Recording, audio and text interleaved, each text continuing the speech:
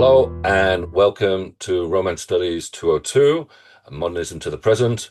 And today I'm delighted to be in conversation to have with me Claudia Dellacasa, Professor Claudia Dellacasa, who is a lecturer at the School of Modern Languages and Culture in the University of Glasgow in Scotland, and the author of, amongst other things, the book Italo, Calvino and Japan, A Journey Through the Shallow Depths of Signs, a fantastic title. We're here to talk about this book by Italo Calvino, If on a Winter's Night, a Traveler. You've got it presumably in the Italian there. I've got the translation. And thank you so much for your time and for being willing to talk about this fascinating book. How would you suggest approaching it? This is probably the hardest question that we can begin with because this is a metafictional book or hyper metafictional book, if you want. So we as readers are included in the book. And the first time I read it, going from cover to cover, and probably I didn't necessarily enjoy it as much because I shared some of the impatience and frustration that the reader, the protagonist of this book, goes through. I was rereading it before this conversation, and I just decided to read the frame.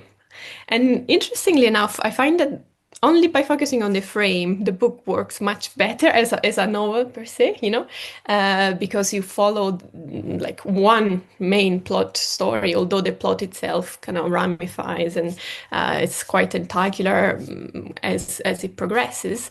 But then, of course, a reader who has never approached this book has to go through the frustration. So has to go through a frame that starts by including the reader, as I said, and then it stops, and then it includes the beginning of one novel, and then the novel immediately stops and the frame starts again. So you go back to the reader and you encounter him as he's completely puzzled as to why the book has stopped. So you follow him as he goes back to the bookshop and brings the book back to the bookseller and says, there's something wrong here. And then he's given another copy, so he starts reading another copy. So probably the first time reading this book, we have to accompany the reader, the protagonist, through this quest. So we have to follow Calvino in this challenge that he poses to us. And then maybe at different points in our life as readers, maybe we can go back to it and focus on maybe one chapter or the frame, as I did. And every chapter has a sort of different style, a different vibe, if you want. So there is almost like a Russian novel, there is a Borgesian fable, there is a Japanese chapter. So everyone has something to enjoy in this book. And that, well, if we stick with the frame for a little bit, yes, of course, the Yeah, book addresses you as you, or us, yeah, the yeah, readers, as us. Of course, as it goes along, the the imagined reader becomes more and more specific, and perhaps it becomes more difficult to feel included. And so we get a mm, proliferation of other kinds of readers as well. We get the yes. reader, and then the other reader, and then Ludmilla, and then the other reader's sister, Lotaria, and so on. And we get a whole different set of models, perhaps, of how to read. I wonder if you could talk a little bit about that, about what this book says about different approaches to reading any book, perhaps. Yes, absolutely. Like it's hard to know who Calvino would have identified with, but it's clearly it's clear from this book that he was aware as he was writing this book, and maybe as he was writing many of his other best-selling books, that that there is such a wide spectrum of possible readers. So there is even the non-reader, right, in this Uh-huh. book, Irnerio, and Calvino is aware of that kind of position. There is the Lotaria, who is Ludmilla's sister, who is a kind of committed reader, someone who always wants to find the real meaning, like how a book is connected to the the society, the production. So it's also sort of a Marxist reader, and in this way we can also see some kind of reflection of Calvino's own position within the Italian culture of the 60s, 50s, 60s, and then 70s. Then there is Ludmilla, just this passionate reader who would like to see books grow as if they were plants. So there is almost like this natural approach to the act of reading that is devoid of any other surplus meaning. So Ludmilla doesn't even want to get into a publishing house physically because she doesn't want to be infected in a way by the process of publishing the books. She wants to be just the reader who enjoys the books as they are. And then there is this protagonist who is not named. We don't know his name, and maybe that's for a reason. Maybe that's the one that Calvino initially wants us to identify with. But exactly as you said, more and more he acquires his own personality, and we are detached from them. So that's interesting because at the very, very beginning, the first few pages, Calvino almost summons us. So he talks to us. He says, "Stai per cominciare a leggere."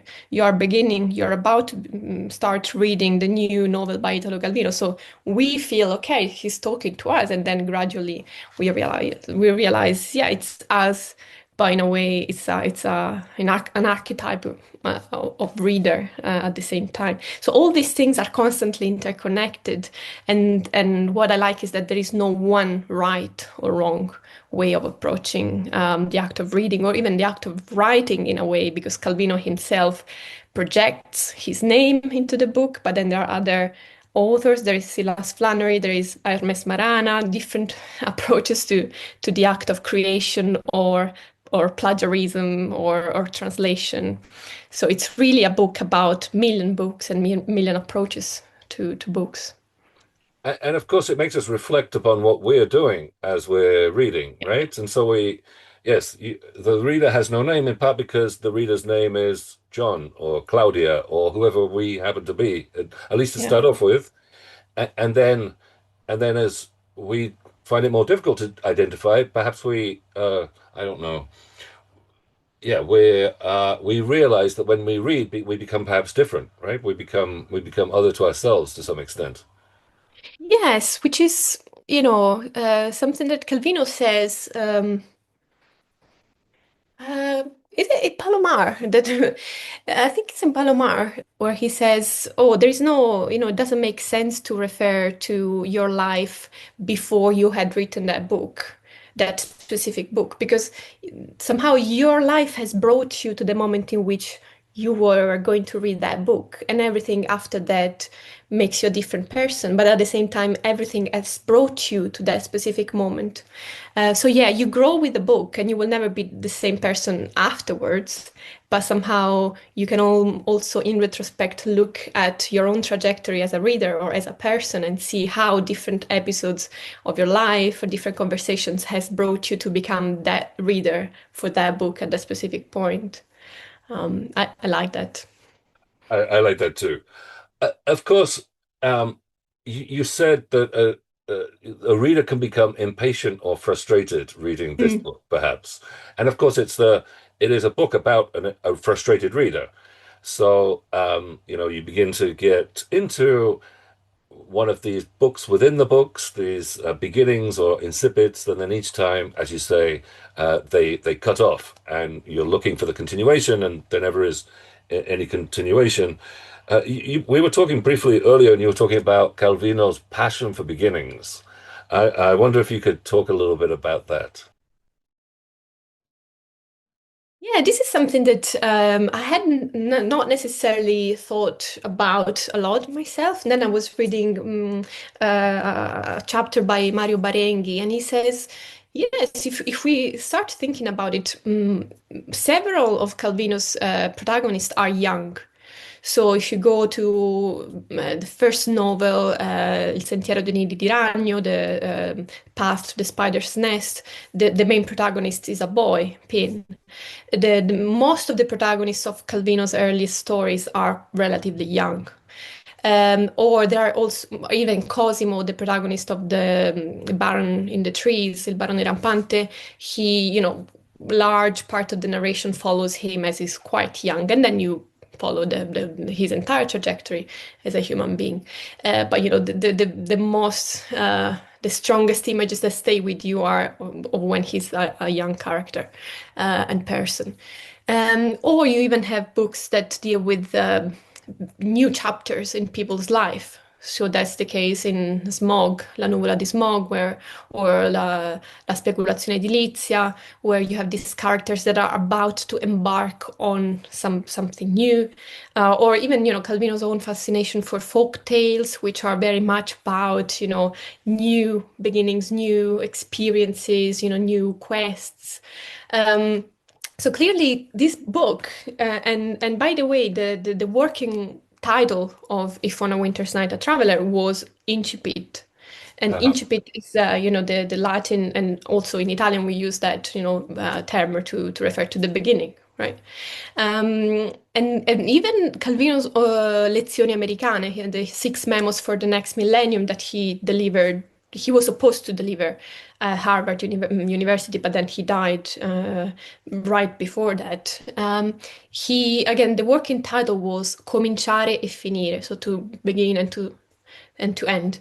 And then he went on and developed them, and he came up with the very, well-known values of multiplicity, exactitude, and so on and so forth.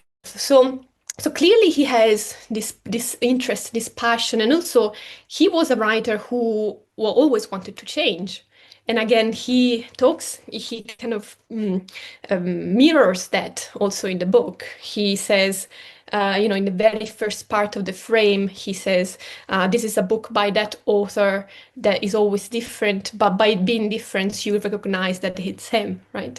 So if we think about his trajectory, he always tried to surprise his readers. And obviously that came with, some kind of cost. He experienced also some moments of kind of creative crisis. And this book actually is the one that came after the longest period of silence for Calvino. So this was published in 1979, and for at least 6 years before that, he had not published anything creatively, but always, obviously, he kept being very active from an editorial point of view as a commentator.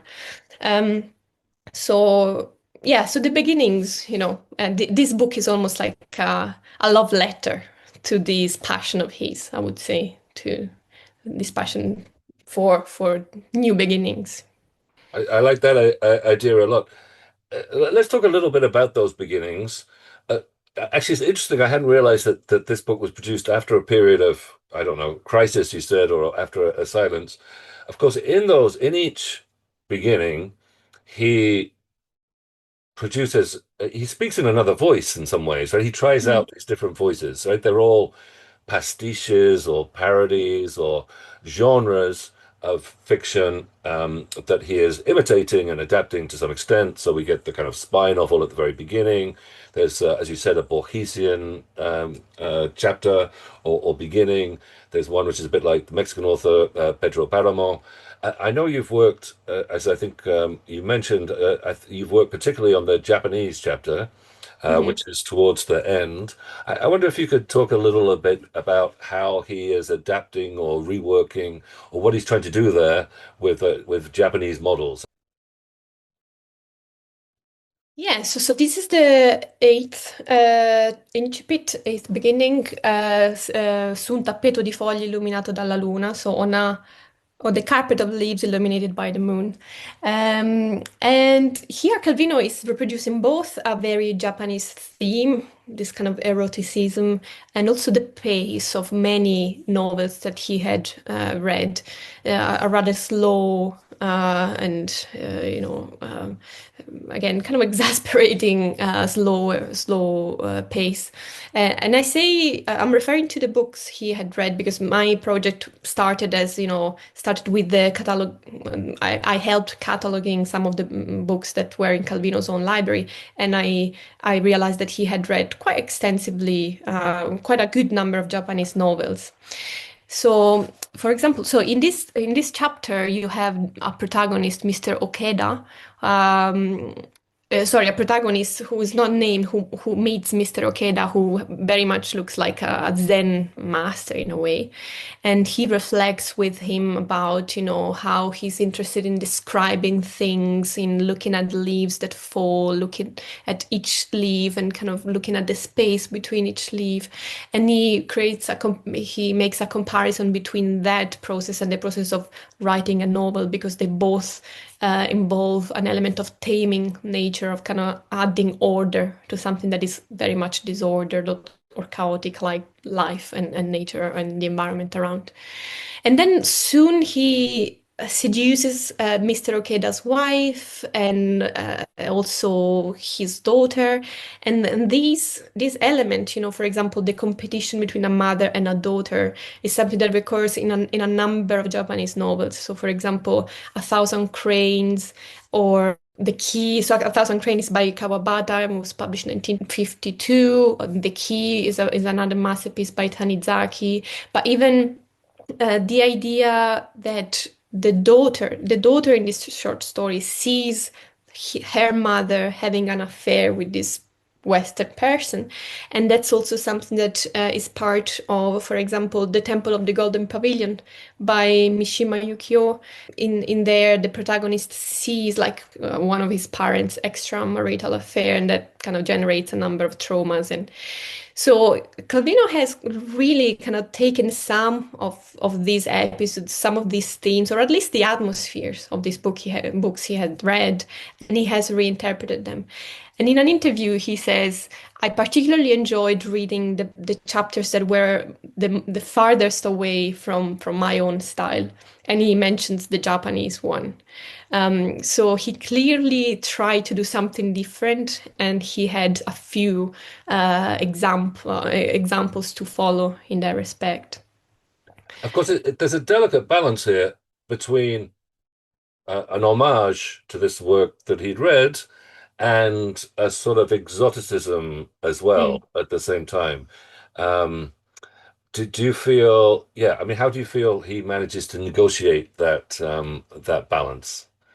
Yeah, no, this is a very it's a very good question that I reflected quite extensively on. I do think that Calvino falls into some sort of exoticism more than once. At the same time, we also have to take into account that the very authors that he read uh, were very much self-orientalizing, self-exoticizing. So, for example, Calvino had also reviewed in an essay called Un viso bianco nel buio. He had reviewed Tanizaki's Libro d'Ombra, or Elogio d'Ombra has been translated in different ways in Italian.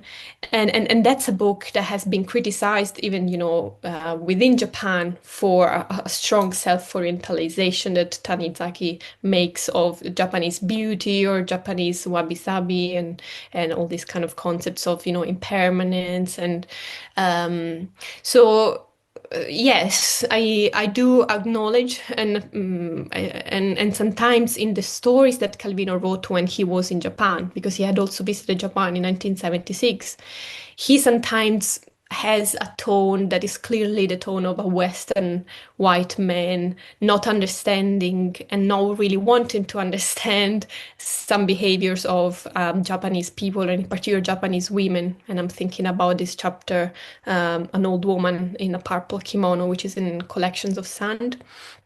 So I think we have to acknowledge that, because sometimes we tend to treat these authors as, sancts that cannot be criticized. But, in a way, they were also part of a particular period of time, and they maybe, the sensibility that we have today maybe wasn't there necessarily all the time. So there is an element of exoticism, there is an element of gender stereotypization as well. But all that is used and transposed for the sake of art in a way, for the sake of creating something that in this chapter in particular can be easily identified as Japanese. So somehow, I'm sympathetic. If he had to convey the Japaneseness in a way of this chapter, he had to use certain tropes, and he does that. And you mentioned the gender aspects here. Yeah. Of course, this particular chapter, I think, is notable also for its eroticism. You actually have a sex scene in there. Um, and so it's interesting because I think Calvino, and perhaps this book in particular, I'm not quite sure, or postmodern metafiction in general is often seen as kind of cerebral, kind of games with texts. But Mhm. Calvino is interested in the body and in Mhm. bodies in this book too.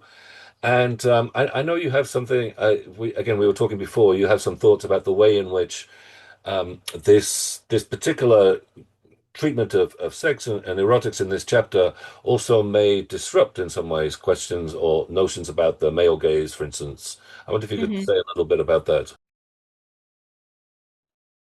Yes, because in this scene, I'm not sure how clearly I explained what happens there, and actually, it's quite shady. It's quite sketchy everything that happens. So but the point is, as I said, like this male protagonist has a sexual encounter with the wife of Mr. Okeda, and at some point, he realizes that all the time they had been, intentively observed by the daughter of this woman and of Mr. Okeda.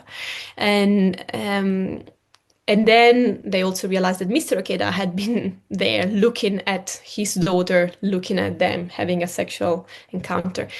But the fact that there is a female character looking at the sexual encounter, to me represents an interesting variation on the theme of the male gaze. So on one hand, we do have the male gaze. That's the gaze of the Western uh, protagonist going to Japan and seducing a Japanese woman. There is also the male gaze of Mr. Okeda himself. But everything is kind of made more complex by the presence of this girl who also looks. So she challenges and centers the human, the male gaze itself, adding, a further layer of nuances and of questions that we ask ourselves. And again, this is something that in my book I tried to connect also to the kind of decentralization of the human, to quote, that Calvino goes through when visiting Japanese gardens, where the human being is constantly directed in how they behave by the environment that they navigate. So I tried to create a connection between this decentralization of the human and decentralization of the male gaze in this specific chapter. And this is all connected also to the element of the embodiment that, again, we kind of touched upon briefly earlier on, because this book is very much a book about bodies as well as about minds that read and that create. So again, even in the frame, we start with this reader who is about to begin reading If on a Winter's Night and has to find the right position, has to find the right light. So reading is not an abstract act. It's very much part of an embodied experience of the world around us. And again, a little idea that I have been thinking about recently is, as I was reading something completely different. I was reading Carlo Rovelli, which is this Italian physician, studies scholar of physics. Physicist, Um, physicist, yes. physicist. Sorry, I had a moment of confusion there. Who, he's the main exponent of the relational interpretation of quantum physics, quantum theory, and he says that basically there is nothing outside relations, and every property of everybody, and everybody is a quantum body to an extent, is constantly influenced by the relationships in which this body is inscribed. And so, and our knowledge as human beings cannot be detached from the world that we are trying to make sense of. So at the same time, we interact with the world, and the world influences us, and there is nothing outside this. So the idea of an objective reality, of an absolute reality, is, doesn't make sense at the end of the day. And, physics confirms that. And I think that in this book, Calvino, to an extent, although he's been criticized by some for having created a relatively abstract book, but I think he's actually doing the opposite. He's very much giving body and materiality and matter to the act of reading. And he's exposing this process of constant correlation, constant interrelation, interconnection between human beings, between even, the light in which they are reading, the oxygen in the room, and more broadly, the environment that they inhabit. That's a fantastic way of thinking about reading in general, and this book in particular. And we're out of time basically, but I also love from this book the idea that, as you're saying, we never read in the abstract. We read in particular places and in particular conditions and circumstances, and we never read alone. And Yes. I love this, the fact that perhaps in this conversation we've been able to compare our readings of this particular book, and I hope other people can compare their readings with our readings as well. Claudia Dellacasa, thank you so much for your generosity of time and thought. This has been fantastic.